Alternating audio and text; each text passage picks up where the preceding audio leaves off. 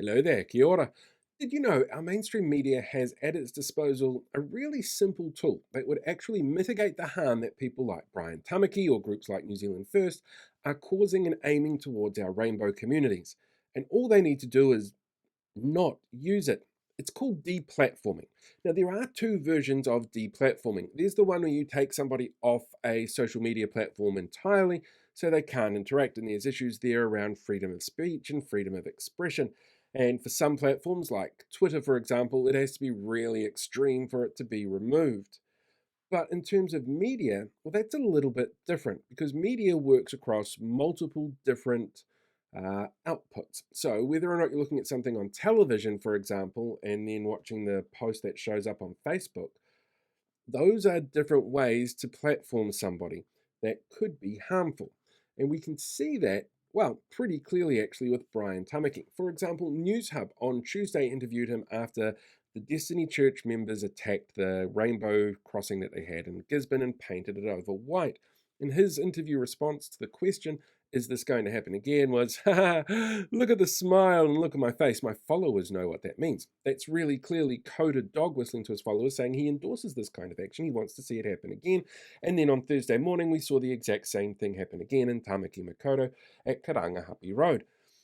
And it might not necessarily be him directly involved with it, but there is a clear link there between what he said, what he endorsed, and the two actions being almost identical. On top of that, you also have to look at things like the comment sections within mainstream media on social media platforms. They've gone and built themselves an audience, and for some of them, that can be millions of people.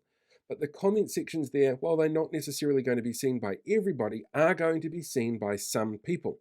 And there are tools in place for people who moderate these sort of pages. For example, you can limit the number of times people comment in a month or on a post or within an hour. You can limit certain words so that they don't get used, and for repeat offenders, you can suspend them so they can't comment at all.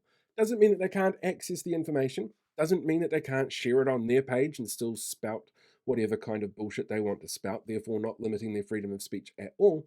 You're just simply not giving them a room to go out and spout their crap in. It would be like saying you don't want to have neo Nazis show up in your lounge to talk to you about everything that's right and wrong in the world. You don't have to give them the room to do that.